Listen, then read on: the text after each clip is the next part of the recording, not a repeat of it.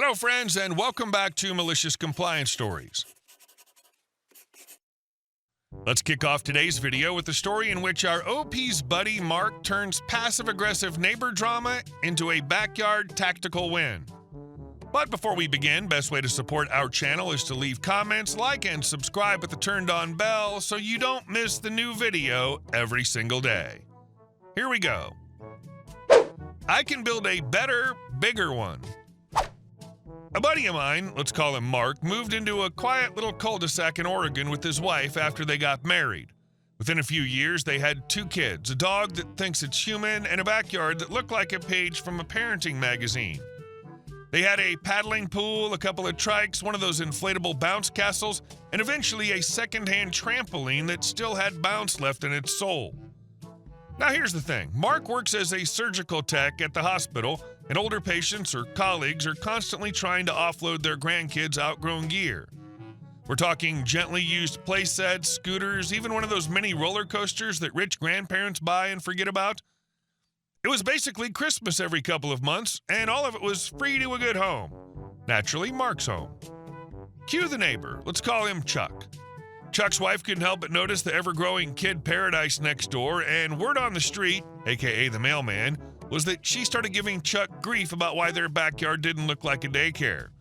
Mark, being a decent guy, offered Chuck a few extras. One of those, hey, I've got a duplicate, want it kind of offers. Chuck declined with a tight smile and a stiff, I'm not a charity case, I take care of my own family. Okay, touchy. Fast forward a few months, Mark scores a swing set with a slide, basic, fun, and free. About a week later, Chuck unveils a backyard monstrosity, an oversized tower slide combo that looked like something off a Jungle Gym catalog, complete with an attached mini shed right up against the shared hedge line. And here's the kicker. That shed had a top deck, so every time Chuck's kids climbed up there, they had full view into Mark's backyard, and more annoyingly, into the back windows of his house. Bedroom, living room, kitchen, nothing was safe. Mark came to work ranting about how it felt like living in a fishbowl. Now, Mark's not the confrontational type, but he's also not the just take it type, so he did what any passive-aggressive genius with access to free labor would do. He made plans. With the help of a couple of grounds crew guys from the hospital, a nurse who's secretly an amateur carpenter, and a very enthusiastic anesthesiologist with a truck full of tools, they built what can only be described as a tactical pergola. Heavy-duty wood, solid roofing, railings, and a custom-made elevated playhouse with picnic seating underneath. Think treehouse meets deck with an attitude? And here's the best part. It was modular. Takes 5 minutes to assemble, 5 minutes to tear down, totally legal, totally infuriating. A few days later, Mark's in the yard, kids are playing, dogs barking at squirrels. Out pop Chuck's kids on top of their little surveillance shed. Without a word, Mark calmly unfolds the pergola roof, hauls up the treehouse play kit, and poof, view blocked, kids annoyed, mission accomplished. Chuck loses his mind. Full volume tantrum over the fence, accusing Mark of building crap just to spite us, threatening to come over and sort this out like men. Mark, calmly recording the whole thing, doesn't even flinch. Chuck storms off and predictably calls the cops. About an hour later, 2 officers show up. They talk to Chuck first, then head over to Mark's place. Mark greets them politely, explains it's a temporary structure, shows them how it comes apart, then walks them through his house, highlighting exactly what Chuck's kids can see when they're perched on their little tower. As if on cue, the neighbor kids are waving and making bird gestures through the window like it's a game. Then Mark shows the video. The officers look at each other, then back at Mark. Okay, that's more than enough. They head back next door, and not long after, Chuck's out there with a wrench and a lot of angry muttering. Apparently, the officers told him if the structure wasn't down by the end of the weekend, he'd be cited for breach of the peace and potential privacy violations. Now, Mark's pergola still goes up on sunny afternoons, but mostly just as a shady spot for lunch. The kids know not to engage with the ones next door, and Chuck, well, his wife's probably still yelling at him, but now she's doing it from the ground. Nicely handled. I'm glad that the police in your area actually care enough to take the time to investigate and then deal with the core issue, in this case, the obnoxious neighbor. I hope that they give up and leave you in peace. And our second story. You want equality? Fine. I, female 33, live in a beautiful regional coastal town in Australia. The kind of place where people still say "g'day" when you pass them on the street, and summer brings in both sunshine and a tidal wave of tourists. For a few years, I worked at a local gem of a cafe, family-owned, full of charm, with a lush garden courtyard and a loyal customer base who came as much for the great food and coffee as they did for the warm atmosphere. It was the kind of place that felt like home, most of the time. Then, of course, summer holidays would hit. With school out and tourists flooding in, our sleepy town would turn into a zoo, and the cafe would go from cruisy to chaos by 8:01 a.m. sharp. One particularly hectic Sunday morning, I was in the middle of what we lovingly call the Coffee and Toast Olympics, dashing between the dish pit tables and the pass with my arms full of plates and mugs, all while trying to maintain a pleasant smile. I was clearing some empty coffee cups from a table when an older woman, probably in her 60s, who was seated with her 2 young grandkids, she had just received her breakfast, 2 pieces of beautiful golden toasted sourdough served with butter and jam. As I reached to pick up a mug, she suddenly stopped me and said, "I'm just looking at the menu, and I see that I paid the same price, $3, for each of these 2 pieces of toast, but they aren't exactly the same size." I glanced down at the plate. Sure enough, one piece was a little bit smaller than the other, maybe by 10% at most. Still generous-sized slices, nothing egregious. I figured she was just making idle conversation, so I smiled politely, gave a small nod, and kept collecting the dishes. But she wasn't done. She stared straight at me and repeated, more firmly this time, "They aren't the same size, but I paid the same price for both. That's not really fair, is it?"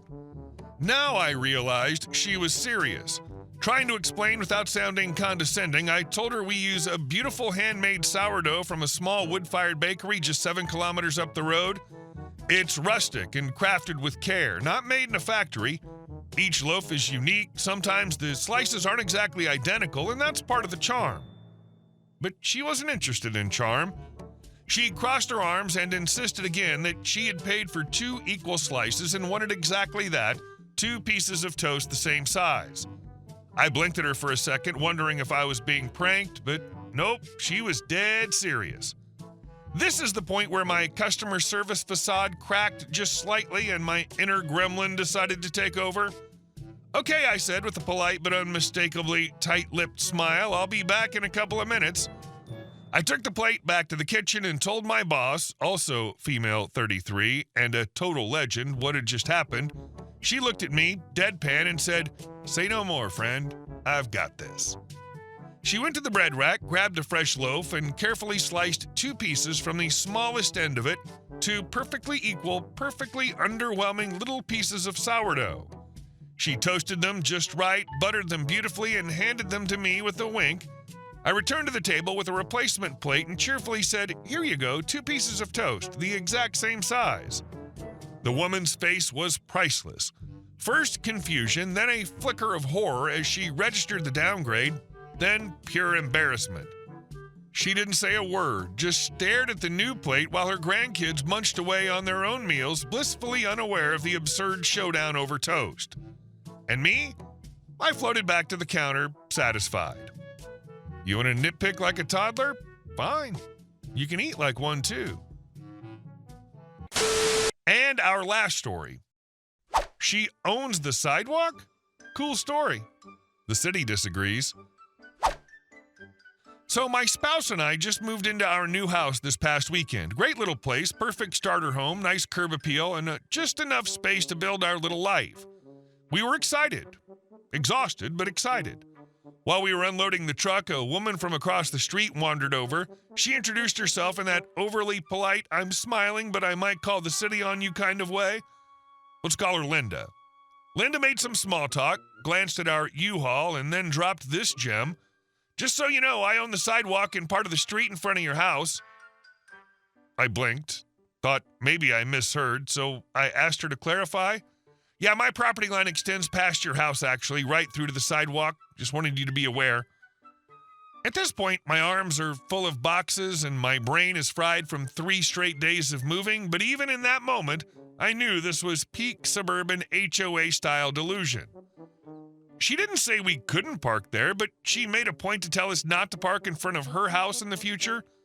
The reason we'd park there at all? Our driveway was blocked by the moving truck, and the spaces in front of our own home were taken up by family helping us move, so we parked one car temporarily in front of her house for like 45 minutes.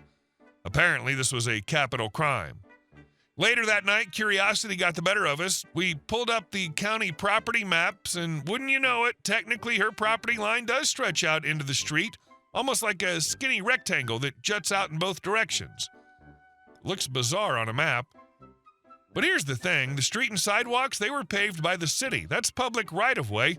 Even if the land technically falls inside her lot boundaries, the public has legal access to use it. That includes pedestrians, delivery drivers, and yes, parked cars. And that's when the story got fun. Over the next couple of days, Linda started patrolling like a budget meter maid. I caught her standing at her window staring at our house like we'd committed arson every time a visitor parked near her curb. Once when my cousin came by and parked near her driveway, but not blocking it, she came outside, arms folded, and said, "That's city violation code 1014. You can't park that close to the mouth of a driveway, just so you know." I'm pretty sure she made that number up on the spot. So we did what any rational adults would do. We called the city. Turns out Linda has no legal authority to enforce any parking rules on that street. Why? Because the road and sidewalk are public right-of-way, and unless there are posted signs or city regulations being violated, there aren't, anyone can park there. Better yet, we got an official confirmation email and a map with diagrams. Next neighborhood meeting, we casually brought it up. Hey everyone, just a heads up in case anyone's confused, street parking out front is public. Even if someone's property technically extends to the sidewalk, the public has full access. We confirmed with the city. Happy to forward the email if anyone wants it. Linda turned beet red and muttered something about private easements, but the damage was done. People chuckled. The spell was broken. She hasn't spoken to us since. Just because someone tells you they own the sidewalk doesn't mean they actually own the right to tell you what to do with it. Suburbia, man. Classic move. Politely verify, then publicly school the self-appointed parking police. Now she's the one left grumbling in silence every time someone parks where they're allowed. Hey guys, thank you all for watching the video. I'll see you in the next one.